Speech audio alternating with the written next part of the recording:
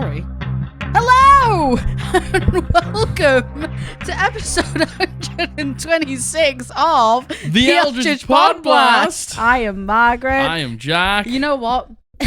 So I normally clap in. Yeah. But I asked Jack to clap in today, and you know what? I forgot.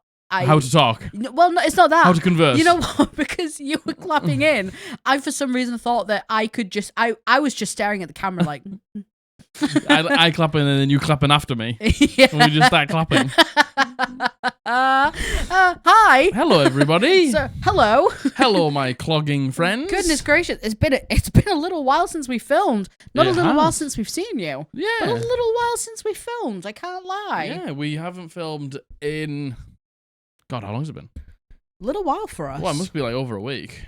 Yeah, maybe something like that. It's been a while. Been about a week, just over a week. Yeah, a week. Don't 2 days. film for 1 week. Forget how to talk. Yeah, forget how to Forget exist. what to do. Forget how to clap. Forget how to live. How can she slap? How can she clap? How can she clap? How can she clap? How can she clap us in? Hello, how are you doing? How are you? Goodness, what are you wearing? Yes. What are you eating? If it's not Eldritch Podblast merch, you need to ask yourself why it's not Eldritch Podblast merch. Yeah. I'm wearing my Eldritch Podblast merch. I'm not. Margaret, tell them that you're wearing your Eldritch Podblast merch, yes. right? Oh my goodness! Oh I'm wearing my Eldritch Podblast merch. Oh my Ow! She's wearing so much Eldritch Podblast merch. Well, you know what? Actually, no, I'm not, but I am wearing Trophy Eyes merch because Margaret? we went to a gig. It was last night for us, but I don't know when for you. For you, it will have been. Oh, it was only 2 days ago for you. Yeah. They are one of our favorite bands, definitely one of our favorite bands combined. I would say so. And they are an Australian band, and we've only ever seen them at festivals doing like a 20-minute set, 25-minute set, so all this like short, like just bits here and there. And we've always wanted them to come to the UK, so they finally came. So we went to Leeds last night to a place called Project House. Yeah, Project House. It was a little out the city centre, but the venue was great. Yeah, the venue was really good. And you know really what? I'm the type of person where I have to She's take a look. Type of person. She's short. I am. She's that type of person. Oh, I'm short. I'm very short. She's the type of person that is short. Because of this, I always, before I go to anywhere, especially for a gig, I have to scope out what the venue looks like so I can work out where I want to stand. If there's going to be like balconies or anything like that. Exactly, because I'm 5'1", so it's really it's a struggle being able to see at gigs. Yeah, and you know what, It was basically like a big warehouse. It was just like a big room, wasn't it? Yeah, like one big massive room with a stage at the end. With like a curtain dividing the middle, so there was like a place with a bar and stuff like that. I was like, I'm not going to be able to see anything and this is going to be devastating for me. But we got there and they had like a disabled section where there was loads of seats and you could actually You could be standing. You could be standing. Me when I stand. You could stand behind the disabled section. Yeah. And it was perfect because I could actually see. And like they separated it. Like they separated the room with like a curtain. Yeah, with a curtain, but like obviously the curtain stopped close to the front, so the disabled section could be just off to the side. And then basically like you couldn't really see from the other side of the room unless you stood really close to the toilets. Yeah, which we were. Which we were, but behind the disabled section. Yeah. And you saw everything, didn't you? I saw everything, yeah. And you know what? It's really nice to see like a venue that's not a seating venue, it's like predominantly standing, a small venue as well. Yeah. Being able to provide like a disabled seating area. I think that's really good. You really don't see that at all. That's actually the very first venue I've seen that isn't like an arena. That has a disabled seating section. That has a disabled seating section. So it was really nice. And the band were incredible. Duh, obviously. So oh my God, they were so good. If you haven't listened to Trophy Eyes, go and check them out. If you like alternative music, I don't even really know what genre to put them in. I'd put them in like a punky post-hardcore sort of like rocky genre. Yeah. I know that's 3 genres. Yeah. But they're not they're strange. Yeah. They're strange. Yeah, they're not really like I'm not good with genres anyway, but they're so good. And oh my God, they were so good. Yeah. And it was the first time seeing them headlining and they were amazing. And we bumped into Jack's brother and his friend there and we had a really good time. And it was great. It was just good vibes all around. Everyone was big vibes. You know what? I feel like the age demographic there is a little bit older. And I feel like everyone was just really nice and really respectful of each other's space. which is nice. So yeah, had a great time. Unless you were in the pit. The pit. Unless you were in the pit. The pit. Thrown down in the pit. Which I was. No, yeah. Which Margaret I was. Margaret was cleaning up the pit. Yeah, I was. I certainly was. Taking them out. Where's tight? I was kicking everyone in the face. Yeah. Yep. Yeah. Yep. Mm-hmm. Yeah. Anyway, no more questions. No more questions about that. Yeah, how are you? What have you been up to? Talk to me. I hope you've had a wonderful weekend. Yes. I guess. Have you had a wonderful weekend? Have you had a wonderful weekend? And you had a wonderful beginning to your week. Yeah. Monday can stink, but it's okay because we're here. Indeed. For you. I don't really think there's kind of much else to update you on, to be honest. Not really. Just been vibing. Yeah, haven't really been doing much. Streaming. Been doing a lot of streaming. I Pokemon, will say. Tuesday, 3 p.m. GMT. Come and join us. We conquered our first gym in Ruby. Yeah, after getting absolutely trounced. After getting absolutely decimated the first time. Absolutely destroyed. I can't explain to you how badly I got decimated by Roxanne in the first gym. Yep. I went in there with like my level 7 Pokemon. Yep. She came in there with a level like 13 Geodude. Mm-hmm. And she fucked me up. Yep. No! Put it down, Margaret. Goodness. I'm out of practice. Yeah, I know. Me too. I nearly swore as well. I got my stuff rocked. Your stuff. My stuff got rocked. Yeah, your stuff did get rocked. By Geodude. By Geodude, yeah. And then nose pass. And then the nose. And then the nose. Then the nose. So yeah, we've been doing a lot of streaming. If you want to come check out what the streams are all about, every Tuesday we play Pokemon 3 p.m. GMT. Every Friday and Sunday we do D&D stuff. It won't always be Pokemon. There will be other games eventually. Yes. But for right now it's Pokemon Ruby. We are in the middle of kind of like working out a new schedule for ourselves. Yeah. We don't know what that really looks like yet, but when we do know, we will let you know because things will be changing, I think. Yes. There'll be some changes to the Eldritch Podblast soon, methinks. Yeah. But good changes though. Good changes. Exciting changes. Yeah, good changes. Needed changes, but we haven't really solidified anything yet. Not but just of course, change is scary. So as they start to happen, of course, we will start to let you know. Yes. I don't think there's anything else really. No. Your brother might be joining us for D&D. Yeah, this week. Yeah, I saw him. Oh wait, he would have. Yeah. Oh yeah. Yeah. This is going out tomorrow. Yeah. Yeah. So yeah, I spoke to him last night, and it was like, "How's Eridan?" That's his character in my campaign. Is he okay? And I'm like, yeah. And everyone was like, and Margaret was like, he's in a little bit of danger right now. And Dan was like, and it was like, if I turn up, will he not be in danger? And I was like, I don't know. I was like, why are you free on Wednesday? And he checked his calendar. He was like, yeah. I was like, I think you should probably come then. Well, there you go. And he was like, okay, I'll be there. It's a perfect opportunity for him to join. Yeah, big things are happening. A really, really perfect opportunity. Cryptic, but cryptic. You'll find out at some point. You will do. You will do. That's some of the things that we were talking about. Yeah. Nothing else. Let's get it. Yeah. Am I the? Oh God! We still can't. Oh God! Can't say the title. Oh goodness gracious me! We're gonna just have to sit. Well, okay. We're stuck. If you like us, consider leaving a like, a comment, and a subscribe. Yes. You have no idea how much it helps. Oh my goodness! Although you know what, the last video, horror and wholesome. Yeah. You know what? I took a bit of a risk with the thumbnail. I put the word slaughtered in it, and it's a risk sometimes. Yeah. Sometimes and you know what? Risk. Risk didn't pay off. No, I must say. But that's okay. But you know what? The fact that you guys still like, you still comment. Yeah. You're still having really good discussions. Yeah. Thank you so much. Yeah. You have no idea how much it helps. It really does. It really does, yeah. So just go through all the stuff while we wait for the 10 minutes to go. Yep.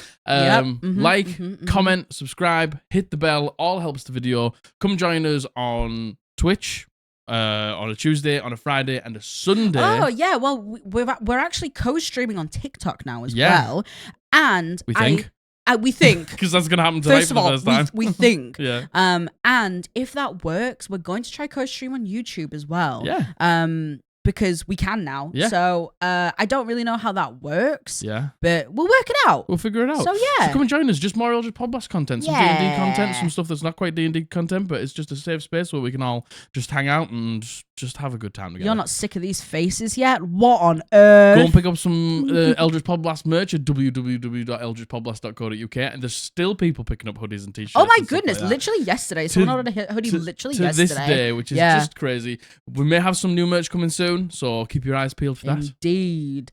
And with that, we can get into today's topic, which is Am I the Asshole? D&D edition. Woo! You all know it. You all love it. And you know what? It looks like Jack put this episode together, but it looks like there's quite a few submissions. Or is there only 2 submissions?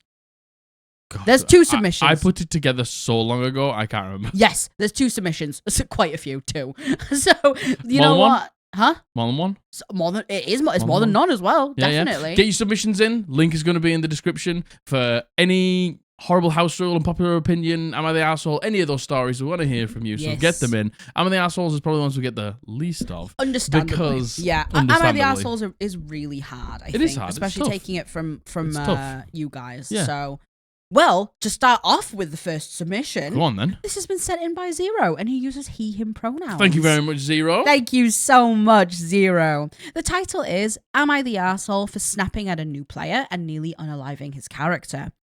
It was my first time DMing, and we brought in a handful of players who have never played before. I feel like I was very patient with everyone until near the end of the campaign. One player became a problem early on. Refused to take notes and just made things up that happened. Never would remember how to roll dice or how to use their class abilities or even roleplay correctly, and would meta often. We would all be very nice about it and remind him constantly. The real issue came in the last 4 weeks of the 4-month campaign. The player's character sheet became bugged and was completely deleted. He did not say anything before the session, and in combat. Comblat? Comblat. You want to come your blat? Oh my god. Comblussy? No! And in combat, simply said, I don't know what my bonuses are. My sheet broke. Luckily, I remembered some of his stats and bonuses and told him later that week we need to get together and fix his sheet. After messaging him a few times in the week with no reply, the next session came and he still didn't fix his sheet. Again, I let it go and just reminded him of his stats that I had remembered. We repeated this process until the final session. I'm assuming it because it's online. Yeah. Right? It'll be like the sheet corrupted or something like that on D&D Beyond. Yeah. We were fighting the big bad, a modified ancient red dragon. He went to attack and asked me what his mods are. I snapped. I told him he should have fixed his shit weeks ago, and I will not help him to roll what you roll what you think is right. Now this is where I might be the asshole. I promptly switched targets, making him the dragon's focus of attacks. First unaliving his ranger pet, and then nearly unaliving his ranger outright. It wasn't obvious due to AoE attacks, but it was still noticeable. He got angry with me after the battle and I ended up yelling at him, well, you should have fixed your shit weeks ago like I asked and offered to help you with. Maybe you would have remembered your resistances and abilities. After the campaign ended, I ended up refusing to play if he was involved. The other players agreed and we removed him from the group, but some did say I was harsh on him since he was new. I felt like him being a new player did not excuse this behavior, and he was harming the environment of everyone involved. So am I the asshole?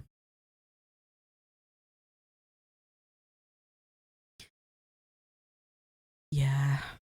You think? Yeah. I first of all, Zero, I don't think you're the asshole for your feelings about this. So valid. I would feel exactly the same, by the way. This would fucking piss me off. I would feel exactly the same as you. I would probably be more pissed off, I would say. It's tough looking at it from a dungeon master's perspective, because me, a dungeon master who despises planning, hate planning, it's boring. I don't want to sit on my PC on my own and think I just like to be spontaneous, but there is things I do need to plan. I can't turn up with no prep, because there is just some things that I just can't make up. I need to, have battle maps ready. I need to have combat ready. I need to have, some of these things are just undeniable. I need to do. Otherwise, the session doesn't go forward. Yes. So when a player turns up and doesn't have the character sheet ready for what it sounds like weeks in a row. 3 weeks. It's just like, how is that acceptable? Yeah, that is incredible, especially because the DM had reached out multiple times to be like, let's fix it. Let's do this together. Yeah. You've got a problem. You should be able to do this on your own, but I'll help you and I'll remind you. And it's just like, what if I turned up and did that? Yeah. And we didn't have anything to do? Yeah, no, I agree. So it's unfair for me to be held accountable to that standard. Very much but so, you to not hold yourself to that standard. Yeah, I agree. So that pisses me off. Now, Do I think you should have acted the way that you acted? No. I think, you should never get to the point where you're yelling at people at the table. Yeah. When yelling starts to happen and you start like raising your voice, yelling, as you've said yourself, that's when it's gone too far. Yeah. And I can't help but feel like there is so many steps that could have been taken before that point. Yeah. Because no matter what, getting yelled at is a horrible experience. Yelling at someone is a horrible experience. It's awful for everyone. And I really think there should have been more of a line drawn in the sand of, if you're not going to sort your shit out, which, I understand there's this feeling of resentment because it's like, well, they should have. Yes. But not everyone cares the same amount as you about things. And it's a horrible truth. And it's awful to think. Yeah. But it's true. Not everyone is going to put in the same amount of effort that you do. Yeah. And there should have been a line drawn in the sand saying, if you don't sort your shit out, you can't come next session. Don't come. Yeah. You're not coming next session. And, having that clear-cut communication, is how you prevent this situation. It's how you prevent the situation. And, then to promptly switch targets to them in the game, like, I'm so sorry. That is such an asshole move. Yeah, that's an asshole move. Like, to target them for out-of-game things. Yeah, it is. We should stop ourselves before that moment. Totally. It's tough, isn't it? It's because it's like, yes, you're both the asshole. Both of you yeah. Everyone sucks here because, like, the player, 3 weeks, Dungeon Master's trying to help.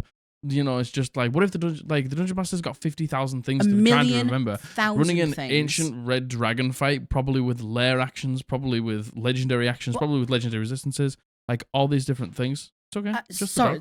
Dog. Dog making noises. Dog being weird. All of these things, like having to think about what each player is going to be doing and their abilities. It's just like, I'm not here to babysit you. I'm not here to figure out your resistances. Yeah, and that's a you thing. It also sounds like you say here, we brought in a handful of new players. This isn't a new player problem. This is unfortunately that person. Like, that's a that person problem. And we're 4 months in. Yeah, but again, Zero, you are so valid in feeling frustrated at that. 100%. But what you should have done has been like, that's 2 weeks in a row that you have come without your sheet sorting out, your sheet sorted out. Yeah. If you don't get it sorted by next session, just don't come. Yeah, because obviously you don't have the level of investment that I need you to have as a dungeon master, as a player at my table. Absolutely. But you didn't, and then they turned up, and again, it's their fault that they didn't have the character sheet done, but you let it bleed over into the game. Definitely. And your emotions got the better of you, and that's just something that we can't let happen. That's human nature, by the way. That happens. Yeah. We've all done it. I do it now to this day at 30 years old. Sometimes I still can't help that. Not the character bleed, obviously, but the kind of being at my wit's end and losing it. Like I still do that now, and it's a terrible flaw. It's just sometimes you just can't help it. Sometimes it's just like your emotions get the better of you. Yeah, and honestly, Zero, I hope that this is a learning point for you. So these things are in life. To be able to learn that before you get to the stage of yelling, you can always prevent it from that point. Yeah. Like you can... You can't always, but you can definitely try. Put things in place to not get to that. Yeah, to safeguard yourself as well, by the way. It must be horrible having to lose your shit like that. Getting that annoyed isn't good for you. It's not good for anyone. It's not good for anyone. No, and it's uncomfortable for everyone. Yeah. And, you should never ever punish someone in game for something that they've done out of game, because that is when it gets petty. That's when it gets nasty. toxic and nasty, and that's when it becomes like DM versus player, right? And this person, by the way, absolutely so much just in the wrong. Oh my god, yeah. 100% should have gotten their shit together. The problem is this situation doesn't arise if they just fucking exactly do the one thing that you asked them to do for 3 weeks. Exactly. And it's not a particularly hard thing. It's probably just something going on with their D&D Beyond account or something like that. It's probably not even a tough fix, but they just couldn't be asked for 3 weeks. Yeah. 3 weeks? It went on way too long for everyone. Man. I think. All you got to do as a player is turn up on time, have your character sheet. Yeah. That's basically all you need to do. Agreed. There's literally nothing else that you need to do. And, I always give more lenience with new players because there's so much to remember. 4 months. So much. But to completely ignore your DM being like, I'll help you do it, by the way. Let's put some time aside to do it. Let's get this sorted. Unacceptable. So, unfortunately, and I'm so sorry to say, Zero, I think everyone sucks here. Yeah, everyone sucks here. Everyone definitely. Sucks here, But I hope this was a learning lesson. And you know what? You say here, I refused to play if he was involved. I think that's the right decision. Do you know what? That's the right decision. That's the right decision, 100%. You clearly just want two different things out of the game. You want your players to be, there and ready and prepared, which is, by the way, very, very, very normal. And this person just can't be able to get. They just want a really lax game where it doesn't really matter and stuff like that. And that's clearly not what you want, and that's fine. And the hard thing is, you cannot make someone care any more or any less than they already do. Yeah. Unfortunately, that's something that's just out of your control. Yeah. But you recognize that and you don't play with them anymore. So that's a good step. That's good. Yeah, indeed. Thank you so much for your submission, Thank you very much. Thank you. All right, this next one. This has been sent in by Anon, and he uses he, him pronouns. Thank you, Anon. Thank you, for your Anon. submission to our podcast. The title is, Hello, I regularly play /DM, but mostly DM with a group of friends for 4 going on 5 years now. Let's get it. We play at my place every Tuesday with a loose start time to do some adulting. Our most recent That's the most adulting thing you've ever said. Our most recent campaign ended with a not so satisfactory ending and all but one character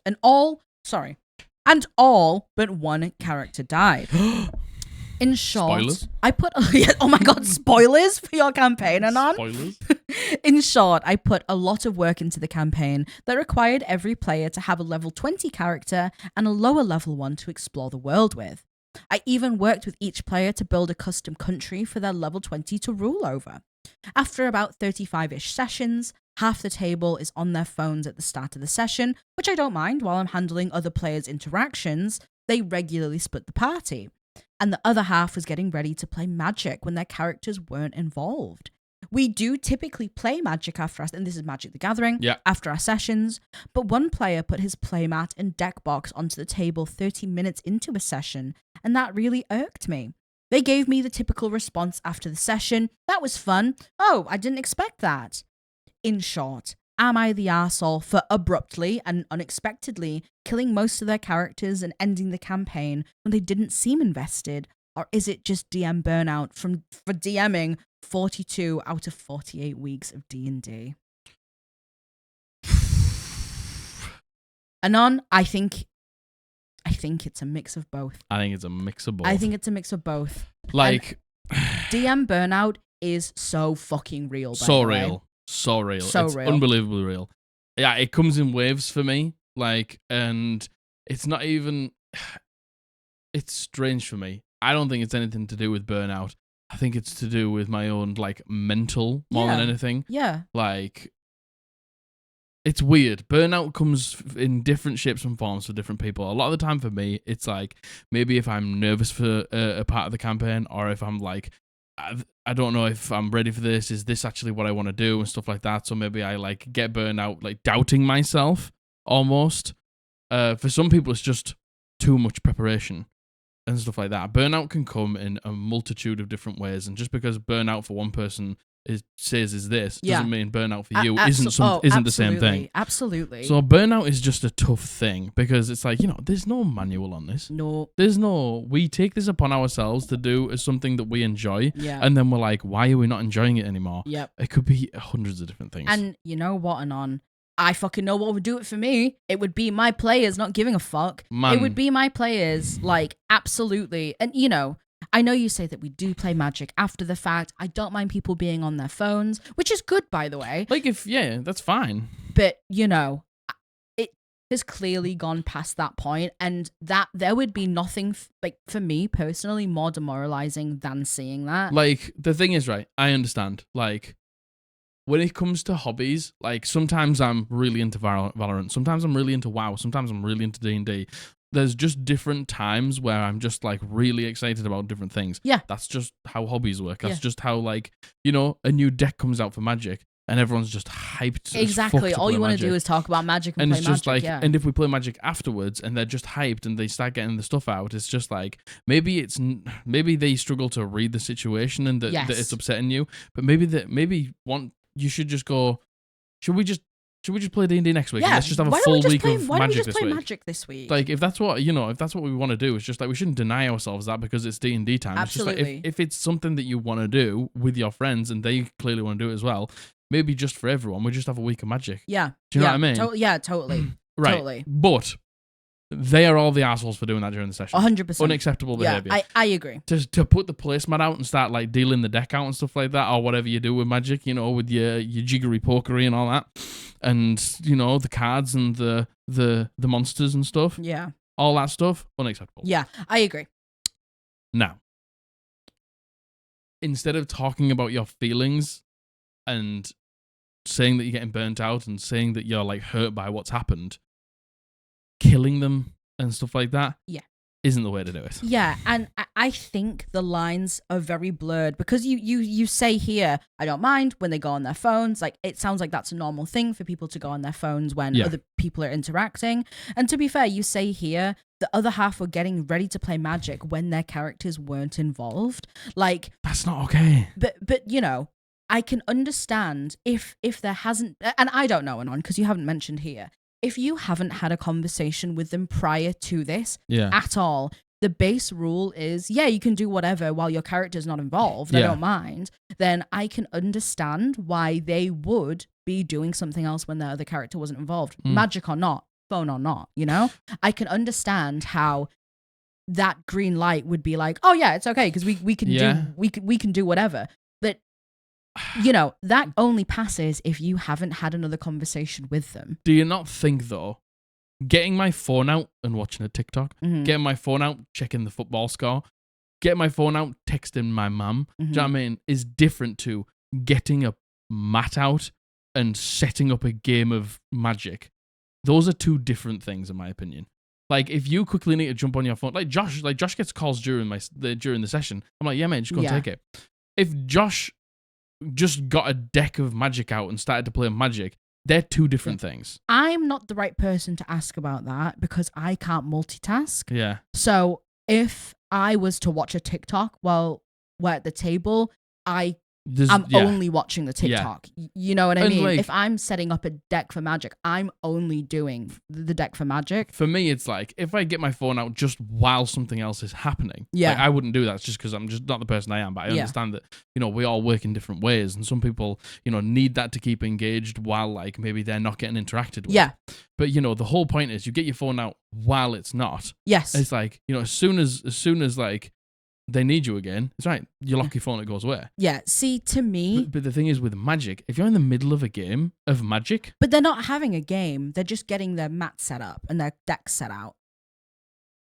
Is what I'm... First of all, we don't understand anything about Magic the Gathering. Then maybe I misinterpreted that. Maybe I thought it was like we were they're not playing. Having a game of Magic? No, they're not having a game. They're just getting their play mat out and deck box on the table, ready for like getting set up. And again, I'm not the right person to ask because to me, setting up for a game of Magic is exactly the same as watching a TikTok because I can't multitask. That's fair. No, I do not think that they're actually playing a game. I think they're just getting I'm assuming there's like components to it, like playmat, deck and cards. And the thing is, it's like shuffling cards. This is it though. It's like when you are getting your deck out and putting your placemat down or whatever, what does that tell you? Yeah, no, it tells me that they would so much rather be playing Magic. They're more excited and more interested, and it's like as soon as the game finishes, they want to get into it. That just tells me that you're more interested in that than the game. Especially 30 minutes into the session. I can understand potentially in the last 10 minutes when it's clear you're wrapping up, getting ready to get stuff sorted. Totally I can understand that. I still wouldn't be able to do it. 30 minutes in? Yeah, 30 minutes in. Yeah. So, first of all, Anon, you are once again, you're so valid in being frustrated about these things. But, if you hadn't had any conversations with them up to this point saying, this behavior really irked me. Yeah. This has upset me. I know that I said it's okay for you to do this, but could you not do it in these circumstances? If that conversation hasn't been had and they're under the assumption that if their character's not involved, they can do other things, I can see why the lines would get blurred and why they think it would be okay. And also how, if they perceived it to be okay, verbal or not, they should still be confirming with you if it's okay or not, right? But for the game to abruptly and unexpectedly end because you killed all of their characters, I think that's really extreme for them in their perspective. Potentially not for you because you've been feeling these feelings, right? But when you feel these really intense feelings, then you act really intensely after not communicating how you're feeling, it can come across really like sudden to everyone else.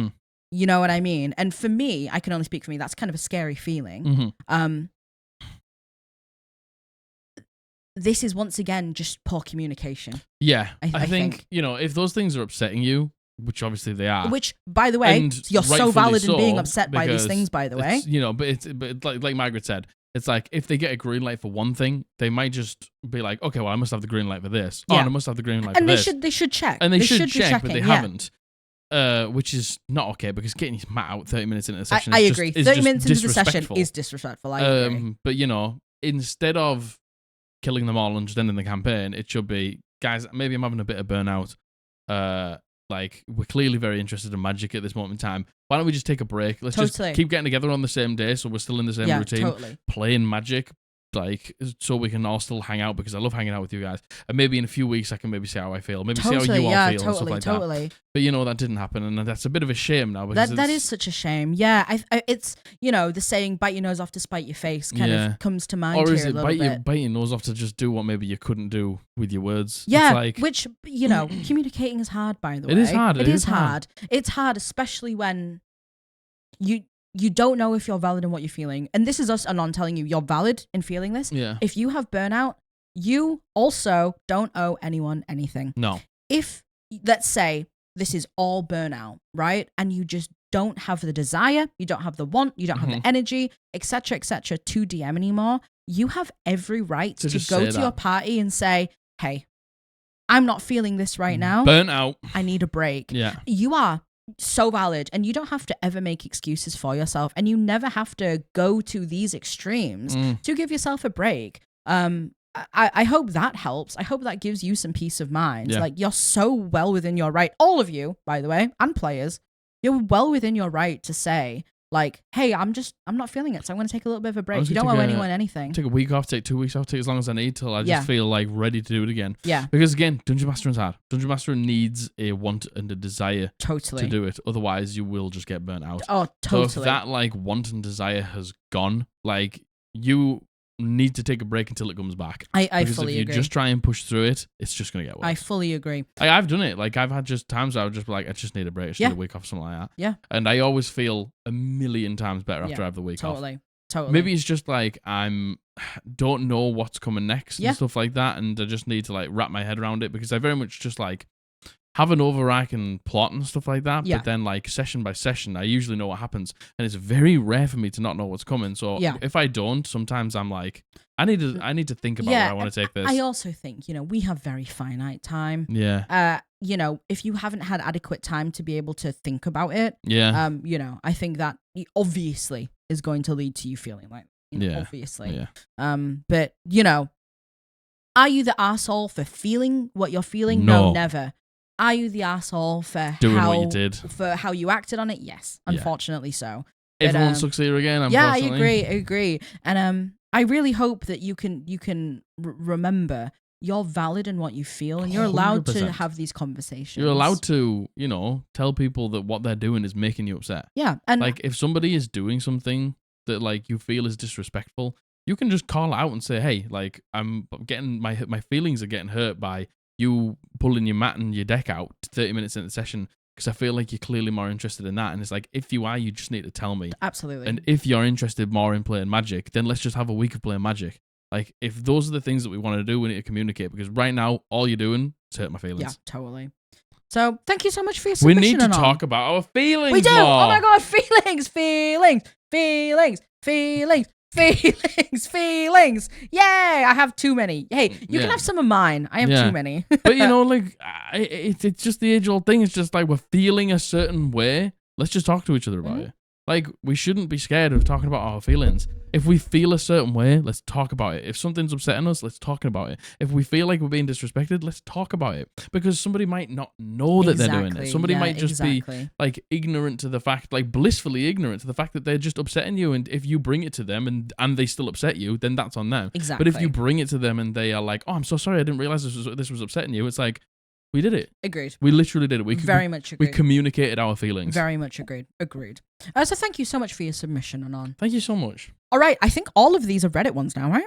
Potentially. Yes, they are. Potentially. Yes. All right. Again, it was a long time ago. These are all Reddit ones from now on.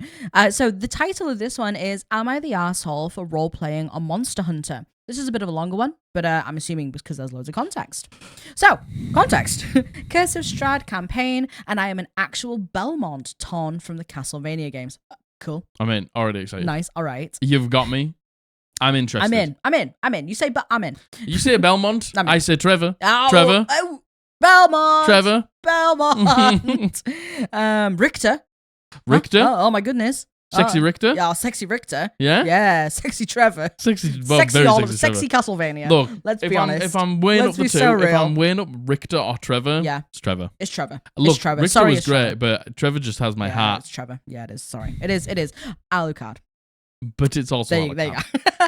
But do you want? This is the thing though. Here's where me and Margaret we agree on most things. But is it Alucard or is it Trevor Belmont? It's Trevor Belmont. It's Alucard. Who is it? It's Alucard. Tell me down in the comments who it is. It's Alucard. Is it Alucard or is it Trevor Belmont? Or is it Cypher? Or is it Cypher? Man, Cypher is... Because Cypher's pretty fucking great. The coolest character. Cypher's so fucking cool. Trevor Belmont's the coolest character of all time. If I could be a D&D character... It'd be Trevor Belmont. Like, and I actually just had to take an original person. I fully agree. I think I would pick Trevor Belmont. I fully agree. That's definitely you personified. Yeah, 100%. Yeah, definitely. And I'll play Alucard. And you would play Alucard. So there you go. All right. So, anywho, sorry. Yeah. Belmont Ton from the Castlevania games. Yes. I know that it's what my character would do is taboo, but someone please tell me if it's not actually what they would do. The very first session, the rest of the party and I met up for the first time in the first town at the gates. Important context is that being a Belmont, I've hunted creatures of the night my entire life, and one of the party was a shifter. Now, shortly after meeting up at the gates, 3 other werewolves busted through the gate, instantly killing the guards. You alright, babe? Yeah, what's going on? I don't know. I can't see the screen. Everyone in the party began to fight them off, except the shifter. Mid-fight, I call out to the shifter, who is a complete stranger to me at this point, and not engaging with the fight due to personal reasons that my character is completely unaware of. My character says, "Hey, shifter, help or get out." They proceeded to ignore me, which had a negative effect on my trust in game, because my character has only ever had bad experiences with their kind for as long as they've been alive. We burn one wolf to death, beat the piss out of another. Beat the piss out of someone? And end up handcuffing the last one to give to the town guard to interrogate. When the captain of the guard asks what really happened, I relay the exact event that occurred and say, we all fought them off, except for the shifter. And that is the extent of the entire incident in question with this post. However, the player who is the shifter is claiming that I forced them to make a decision and I made them feel really bad about it. Now, I can't say they had no right to feel bad because that's disingenuous and all feelings are valid, but am I actually being an asshole by role-playing how a character with a Monster Hunter background would actually act towards a creature they normally hunt for a living? Is this not something my character would actually say? And did I actually force them to do anything when they made their own decision to ignore my character with 0 lasting consequences 7 sessions later? I only ask because all of these are assertions being made by the player and was even brought up with malicious intent to incite irritation in a totally separate campaign right after my character's hand was legitimately forced by having to abandon a quest and not keep my word to the quest giver because everyone else thought he was evil and I didn't want to force the DM to track me and the rest of the party separately for the sake of the table's overall enjoyment. I don't necessarily know if that's relevant to this post. No, that bit's not as relevant. Yeah. This shifter player is conflating these 2 incidents as exactly the same, and it really feels like they brought it up just to kick me while I was down, and I really didn't feel like it's a fair comparison. There's 2 edits. Edit. I feel I should mention my Belmont has not brought up the situation in character since the situation had happened, and then the last one is kind of like a thank you. Okay. Disregarding that second bit about like the other campaign bit, just taking that first instance as like the thing that we're talking about. this is where I think at the beginning of a campaign, it is really tough to like put everything aside and be like, right, well, apparently we're friends. Yeah. Like, because, you know, like that happens. And I know it doesn't have to be like we're friends, but it's like, okay, well, we're working together. Yeah. So we at least need to like try and get on. Yeah. In this situation here, like this person's not fighting. I'm a Belmont. I know shifters. I've dealt with shifters before and stuff like that. It's like, that's all well and good. And I love the conviction and I love the like commitment to the bit and stuff like that. But I feel like it was a bit harsh. I feel like the help or you're out. And then when we go to the NPC, there's no need for that NPC to know, oh, they didn't help. Yeah. That just feels like maybe like a little bit of tattling. I agree. I think, you know what? I've come from this from a totally different angle, I think. Go on then. I'm like, this is what happens when I plan the episode. Yeah. And you like, this is what happens, you know, when you're like, oh, I didn't think about that. Yeah. Like, this is like, it. I'm like, okay, does the party know that they're a shifter? I think so. Okay. All right. Does the party try to conceal the fact that they're a shifter? Because if they're trying to conceal the fact that they're a shifter when the town has just been attacked by werewolves and then an NPC is asking and then your character is going, oh, fucking shifter over here. By the way, Shifty. Old Shifty over here. Like, to me, that's kind of the main thing that I would be concerned about, you know? Yeah, that would probably be quite concerning for the town. That would be the main thing I would be concerned about. Like, if, you know, like, let's say, like, Priestess in the old campaign, right? She was a vampire. We didn't find out fucking ages she was a vampire, right? And because she was trying to conceal it, if one of us found out and then said, oh, fucking vampire over here. Oh, like, vamps. All fucking vamps. Oh, vamps over here. That would have felt awful. Yeah. That would have felt really bad. So, to be fair, because I don't know the context of if shifters trying to keep it concealed, shifters trying to hide it from the party, is this metagaming from OP knowing that they're a shifter above table and then their character saying it? It doesn't sound like and it, though, to be fair. And this is the thing, though. Like, let's just say that is the situation. Like, I'm a monster hunter. I can sniff out monsters left, right, and center, even when they're concealed. Like, cool character trait. Love that. And I think if a player came to me and said that, I'd be like, cool, love that for you. Yeah. And I'll be like, oh man, I know there's a shifter in the party. It's going to be really cool. I think me as a role player would probably have it in me to be like, shifters aren't like the most normal in a lot of like campaigns. Yeah. Like, they're not like maybe a accepted society or something like that. Very related to werewolves. Werewolves can a lot of the time be bad and stuff like that. So maybe I would just try and keep it on the down low and we can have a conversation about it first. But instead, just going shifter could be really stinky. You know what? The whole like, hey, shifter, help out or get out. I for a first session when you're all fighting and then you realize that one of the party members isn't, I actually think that's really good role play. I think that's fine. I agree. I think that's actually really good role play. I agree. I do think that is really good role play.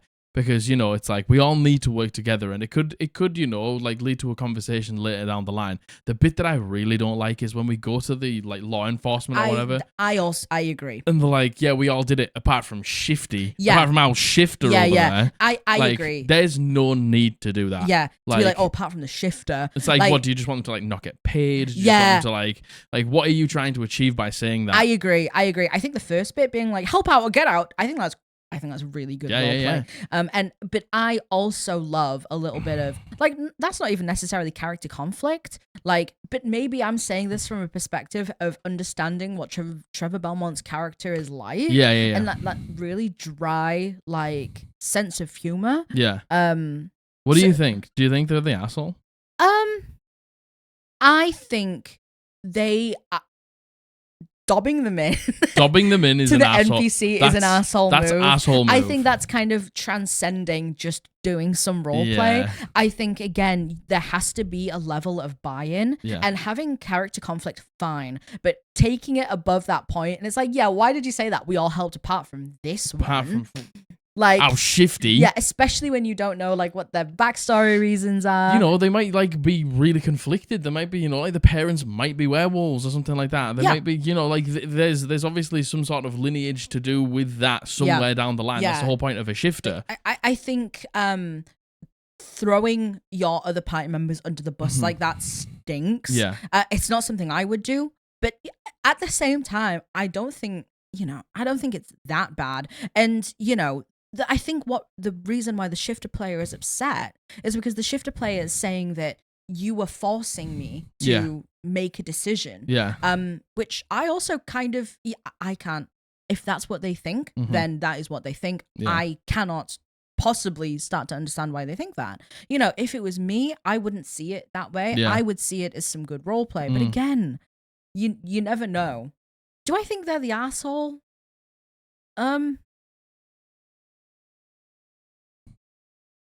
I don't know, actually. What do you think? I think like that early to the beginning of the campaign, like saying something like that is, you know, maybe to a less strong role player could be quite confrontational. I agree. Like help or get out, and then to immediately go and dob on them to the law enforcement for no reason. You don't need to do that. That's asshole behavior to me.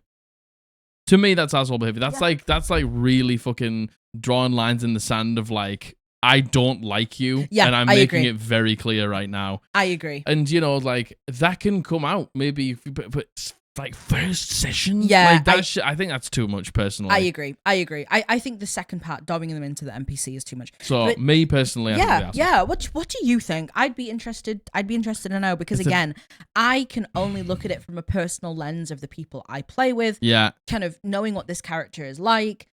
What I would do, what our table wouldn't do. Yeah. If someone at our table was like, it is a little bit Trevor Belmont. Yeah. Like, I think Trevor Belmont would say that. Yeah, me too. So I guess if you're going for the bit, fair enough. I just think, like, this is the thing though.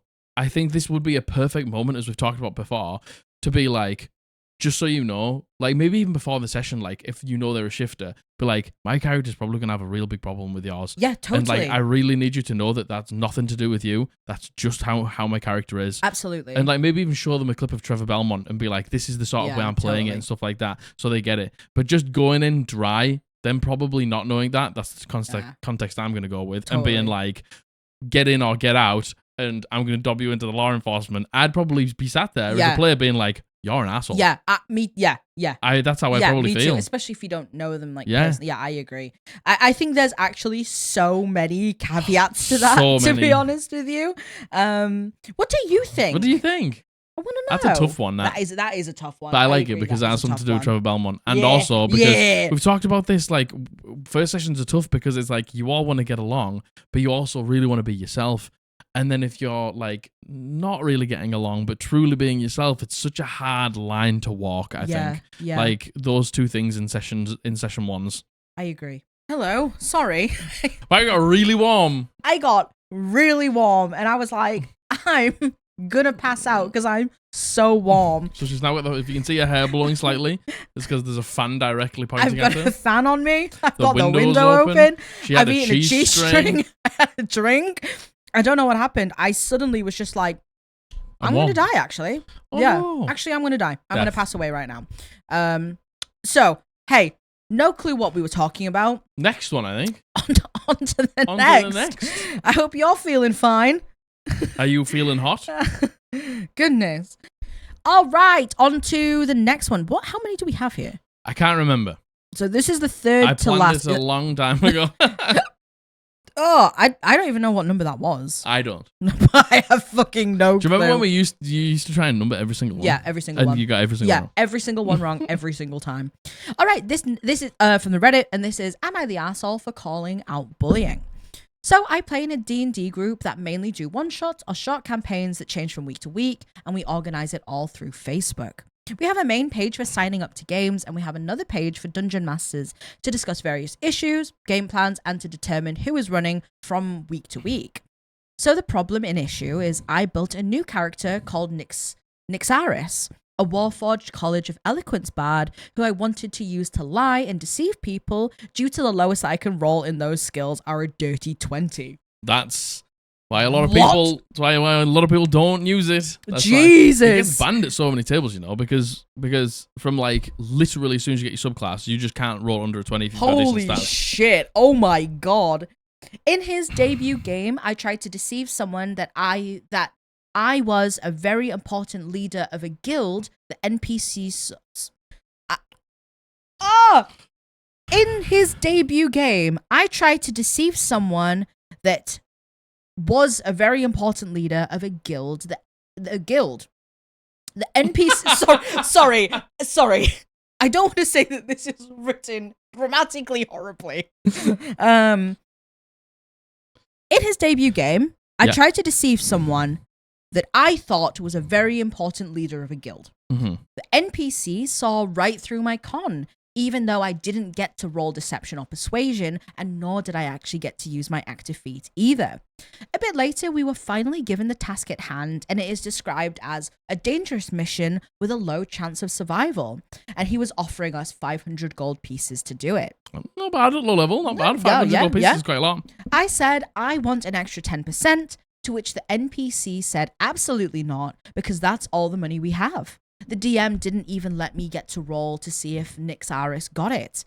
Then we walk out of the building, and the other players get told that if they find a missing person, they will get an extra 10%.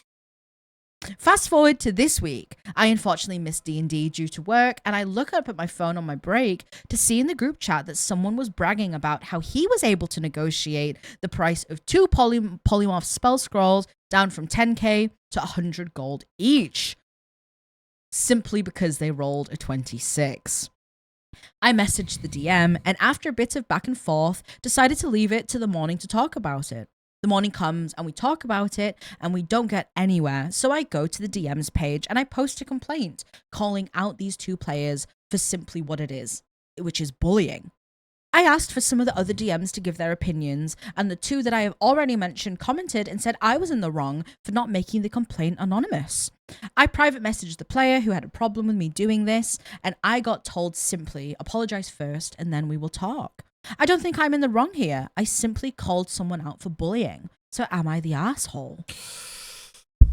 That's a fucking really feels bad situation right there. Man, jeez. Like, building your character for a specific reason. And, like, if you sound like you were quite open and honest. Like, I'm building this character because I want to be able to talk my way out of situations. I want to be able to lie and deceive. And I can't roll less than a 20, and I'm really excited for that. And then for multiple situations to come up, it's like, look, maybe the first one, maybe they couldn't. Maybe the second one, maybe they couldn't. But it gets to a point where it's just like, you're just not letting me do the thing that I'm literally built for. Yeah, and like the thing is, if the DM had a problem with you playing it, they should have said before the game. And it's so not fair. Like, to be like, oh, well, they're going to succeed, so I'm just not going to let them roll. But then anyone else who has a chance of not succeeding, to give them the chance, like, that is so unfair. That is literally the definition of DM versus player. Yeah, it's right like there. Just singling this person out. Oh, so like there's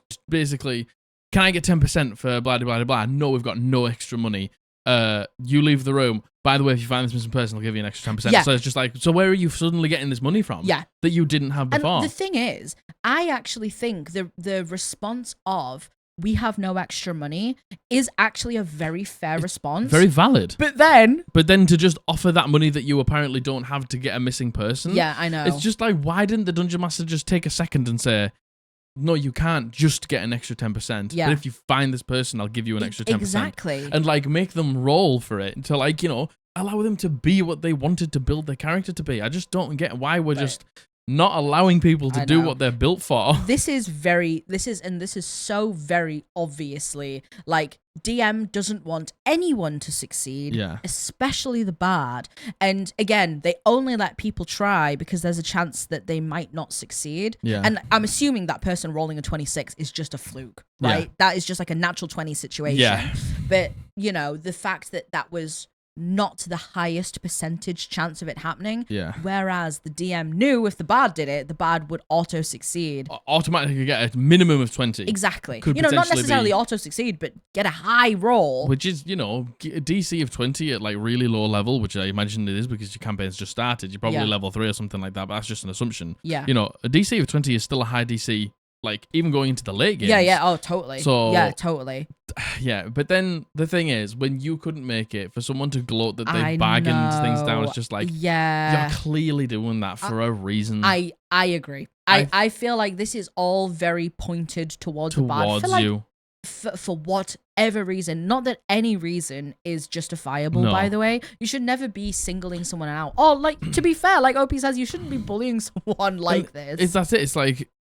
all these situations where the bard has tried to like persuade, deceive, like intimidate, whatever, and then as soon as they're not there, to have these situations come about and then have them succeed is fine, but for that person to then gloat about it, I know, is just unfair. Yeah, like, and then the person to be like, you should have anonymous it. Like, I don't know the etiquette within the server and stuff like that, but like. Man, why are we like just taking away these things that we're like we play Dungeons and Dragons to live out a fantasy. To like, I want to be, I'm not particularly charismatic in real life. So when I play the game, I want to like be able to barter with the shopkeeper and stuff like that. That's a very common fantasy for someone to be able to live out. Definitely. And to just like deny them that for literally just not wanting them to succeed. Yeah, for actually fucking no reason. No reason other than you just don't want them to succeed. And, again, it's really hard for me to be able to comment on, like, the posting thing because, unfortunately, it's our Lord's year 2024. We live in the age where these things are taken up online. Yeah. Like, could you have not been like, oh, they're assholes because they're bullying me. Yeah. But then again, I actually think they kind of were. I think they were assholes. I actually think they kind of were like, bullying this person's just being like, this person's being very petty, being like, apologizing, then we can talk. It's just like, shut up. Yeah. I just like, I don't know the etiquette. Maybe it's like if you have a problem within like party, you do have to anonymous it. I don't know how that works. Yeah. So like, I don't know. Yeah. But at the same time, you're in the wrong, by the way. For calling someone out for being like... For being an asshole. Yeah, for being like, this DM is very DM versus player, and this is the experience I had. And these players are just gloating towards me. Yeah, that's very normal for the internet now. And, also to be like, I asked for some other DMs their opinions. Is that not what a public forum is for? Yeah, is that not where we're supposed to... like this, I've had a situation like this in my life. It's like when there's an exemption for something, like it's gotta be... I can't remember the point I was going to make there. Oh, me neither. Oh my god. The point literally just slipped from my mind in that moment. What did you say? I said this. So what are these forums for? Yes. It's like we put these things in place so people can like take up grievances. They take up grievances and then people complain about them taking up grievances. It's like, well, what the fuck's the forum for? Yeah. Like, it's there for literally this reason, and we're complaining that we're using it for the reason. And you know what? Like, I can only think of it in terms of, because I don't know like what type of like server this is, like everything that you said, but like, if something like this happened in our server, if you don't know, we have a Discord server where link down below, where we have a huge looking for group section, and we've had so many games come together from the Discord, right? And the most important thing to us is everyone is safe, everyone is comfortable, everyone is included.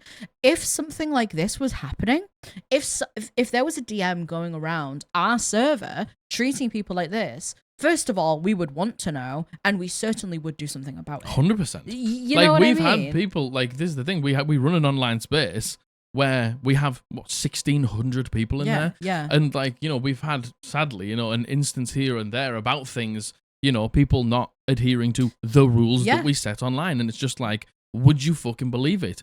They got banned. Yeah, exactly. Like in these spaces, we have to use the tools and things like that we are given.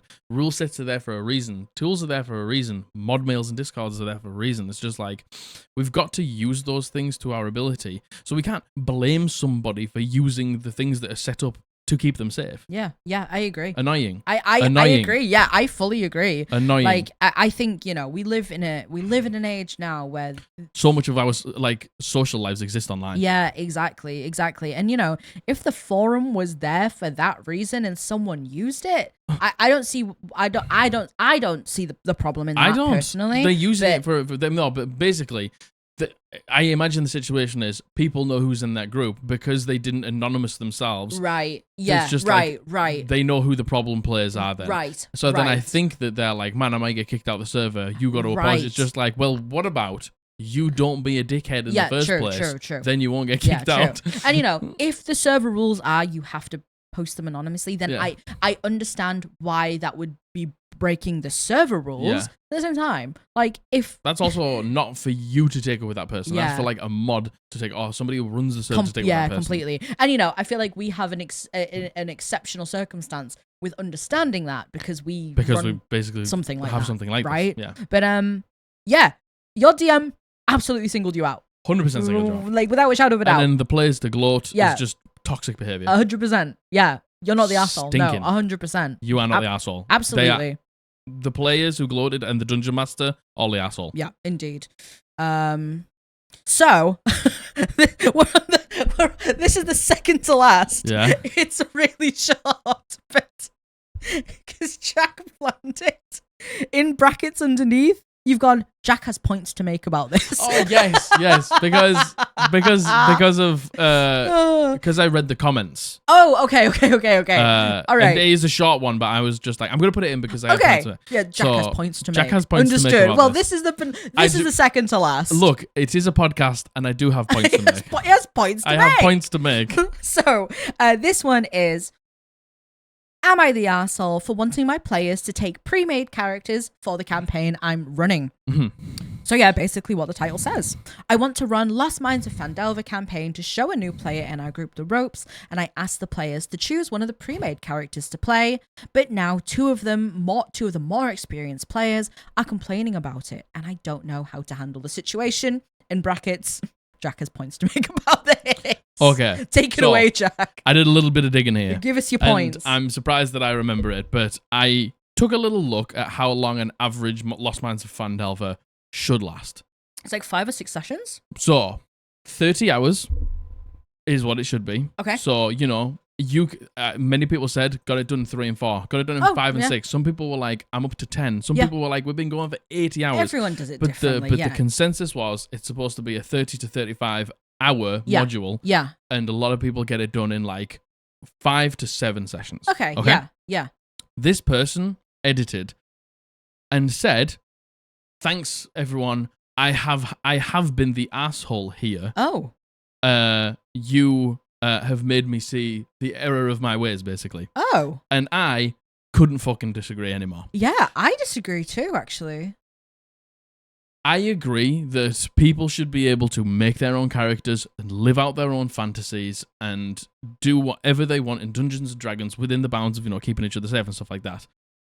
But to introduce new players with this Dungeon Master, with 2 experienced players, I think taking pre-made NPCs to keep things fucking simple, I agree. to keep things probably on the same power level, is probably a very fucking good idea. I agree. Now, if you are so hell-bent on making a fucking original PC that you can make multi-class and, be super powerful and be whoever you want, that's fine, but just don't fucking play in this game. Yeah, that... Just sit this one out. It won't take long. Honestly, that was going to be my point. I actually had 2 points. Go on. It was, could you give the new player... could you give people the choice? But give the new player a pre-made character. Mm-hmm. If the others want to play their own characters, can you trust them that if can you trust them they won't do something meta, right? Or if they are going to use their own characters, give them something like standard array. Yeah. Make sure they're using very similar stats to what the pre-mades have. Yeah. Give them standard array. Do not let them multi-class. Yeah. Don't let them, limit defeats, and I would not suggest that for a full long-term campaign. Ever. No, I wouldn't. However, for For a 5, 6, 7 session Lost Mines of Phandelver? Yeah. I don't see the problem in that. The thing is, like, when I'm hearing, like, experienced players really want to make their own characters, I'm sat there like, you either want to, like, create something really strong, and that's why you're so desperate to not have been given a character, or you want to, like, create a, like, interesting backstories, like, but you could also give that character a backstory. You could give that character backstory and stuff like that. But if we're just running Lost Mines of Phandelver and it's just to introduce players to the game, it's like, how much are we going to be exploring those anyway? And the thing is, I do understand in terms of like how the character looks. For me, that's something that's really important to me. You can make the character look however the fuck you want. Exactly, like the flavor doesn't matter. No, you know, the backstory doesn't matter. Yeah, but like mechanically, I think. Really, this is only mechanically, in my opinion. I agree. I completely agree. You would only give pre-made characters mechanically unless there's a certain arc. And again, I don't know anything about Lost Mines, unfortunately. Unless there's like a specific arc for that character in Lost Mines that you want to touch on for certain reasons. Like, all the flavor stuff can be whatever. It can be whatever. Right? Like, and I think, to get a new player in. To get 2 new players in. To get 2 new players in? Yeah, because it's new players. Yeah. For one, oh no, sorry. A new player in the group, but 2 of the players are kicking off about it. Oh, right, sorry. Like, I think for the sake of introducing someone new to D&D who you know is going to be playing with you. Yeah. I do not see the problem. I don't see the problem. I would do this. I would do this because you know it's only going to be for a very short amount of time. If you're so experienced, you'll probably blast through Lost Mines of Phandelver. If you're experienced, you'll probably really enjoy the different challenges that come with a pre-made character. Again, I can't speak for everyone. But everyone in the comments was basically making this person feel like they were wrong for doing this, and it's just really, that surprises me. And that's just what fucking pissed me off. So I was like, right, how long is Lost Mines of Phandelver? Because if it's a long as fuck module, which I knew it wasn't, like Curse of Strahd. Yeah, if it's a long as fuck module, it's like, then fair enough. I could understand being locked into a PC that you didn't pick for a long thing. Very much so. But if it's like 5 sessions, and it's just like, also, if you're that bothered, just don't play it. I agree. Just come in later. This DM is doing the right thing by being like, here's a character. Don't stress about making it. Like, this is what I'll give you. This is how it works. Everyone else is going to have that same sort of like power level, no multi-class, like, I don't know, maybe let's just say it was just like all players handbook subclasses or something like that. Yeah, like I think that's a good way to introduce somebody to the game. And I really think if it's been set out as clearly as that, which I feel like, it definitely has been explained by the DM why they want to do it this way.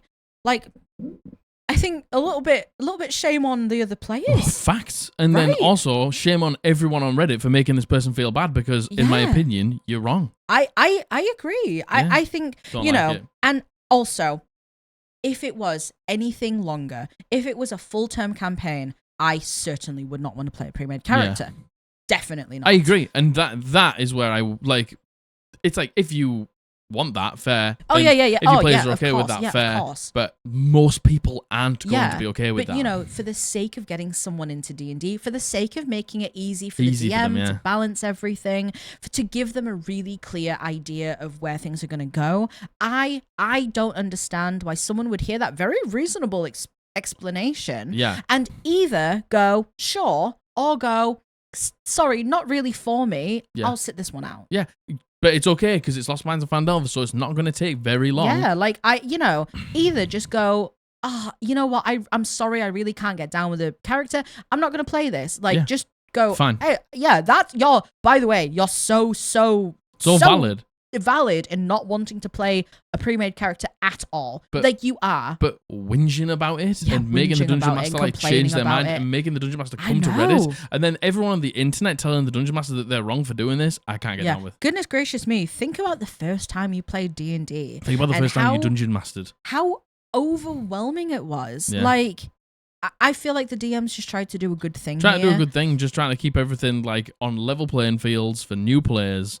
And everyone's making them feel bad about it. I also understand in this situation, being the 2 experienced players going, well, I don't really want to play a pre-made character. Could I take the stats from this pre-made character and make them something else? Just change the class? Could I, change the class, change the but Yeah, I also get that, but I feel like there's a reasonable way to do everything in life, right? Yeah, but this just isn't the way. Yeah, they just weren't reasonable about it. I do not think they're the asshole at all. No, I don't. I agree with you. No, not at all. Not at all. I think that's a very thoughtful thing to want to do. Yeah. To do it that way. Yeah, I agree. You know what? I agree. Me, as an experienced player, I would enjoy the challenges that came with doing a pre-made. I think I would love playing a pre-made character. Yeah, I think you would, yeah. I think I would, actually. I think you would, yeah. I really like, but I'm very derivative. But a lot of people like have that fucking stupid god-awful mindset of like, I couldn't run a module, it's not original. I couldn't have a like pre-made character, it's not original. It's just like nothing's original. Fucking cares. You're not better than anyone. You're not better than anyone because you don't want to play a pre-made. You're not better than anyone because you don't want to run a module. Very elitist thinking. Super elitist. Super fucking gatekeeper. Super elitist. Super fucking horrible mindset. Like, just get rid of that. Take that mindset. If you've got that mindset, throw it in the bin. I agree. It's stupid. Like pre-made modules and the opinion that DMs who run pre-made modules aren't real DMs is such a nasty, toxic, and wrong opinion to have as well. Like wrong ass opinion. So wrong. Stupid opinion. So wrong. You know, kind of off topic there, but God, no, I don't think OP is the asshole at all. But I'll tell you what, the internet did. Yeah, not at all. What do you think? You know, if you're saying Reddit, like, absolutely kicked off, what do you guys think? Reddit literally fucking said enough for this person to be like, I understand that I'm in the wrong here. It's like... Interesting. In what way are you in the wrong here? That's so interesting. Weird. What do you think? Oh my goodness, I'd like to know. Well, that was a bit of a spicy one for the penultimate. I like that one. Well, this is the last, all right? Get your fucking clogs on. Clogs on. Clogs on. God. Clippity cloppity clogs there on. There was so many comments in the last video about clogs. Somebody and I need you all to stop. No. I need you all to stop instantly. Don't you fucking dare stop. Get them little fingies typing about clogs.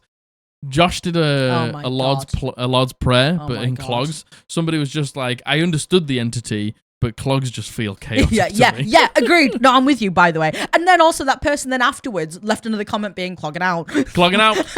What? Clogging out for the day. Clogging out for the day, baby. All right, this is the last one. So, am I the arsehole for setting boundaries with a player that consistently argues? Apologies in advance for length and any grammar errors. Too long didn't read at the bottom. It's not long. Don't worry. I've been DMing for roughly 3 years. I've ran multiple one-shots and I have been running on module fairly regularly for the past 2 years. One of my players who has been with me from the start consistently questions and argues against rulings I make during the game. When I was still new to running games, this was all right as I was still new and I didn't always understand the rules. But recently, the arguing has gotten to be extremely frustrating as the arguments have turned into debates that can take anywhere from 5 to 10 minutes to resolve per issue issue he has, and there can be multiple per game. He has recently asked about creating a complex custom item that falls outside of his class features, that he had planned out all of the components, which I said he could as long as he got them, but asked him in future to collect ingredients or components in-game and try to design from what he has to avoid using meta knowledge. This provoked another argument that I was nerfing his character and his limiting his creative freedoms. After dealing with this for so long, I finally told him that I was sick of him constantly arguing and that if it continued, I would be asking him to leave the group. I have since been accused of favoritism towards my partner and gaslighting him, and he left the group. I have asked my other players, and they disagree with his statements of favoritism and gaslighting. Am I the asshole? What? Do you know, like, you ready for this? You ready for this? Cloggers. Are you ready for this? Is you're nerfing me the new you're censoring me? Oh, interesting. Is you're nerfing me the new you're censoring me? Yeah. I'm being censored? Yeah. Oh my god, you're nerfing me? Oh my god, you're nerfing me? Oh my god, you're nerfing my character? God, I can't believe you're nerfing me right now. Oh my god, you're nerfing me. Oh, true. This is giving you're censoring me energy. This is giving you're censoring me energy. Yeah. I just like, could you be asked turning up to Dungeons and Dragons? No.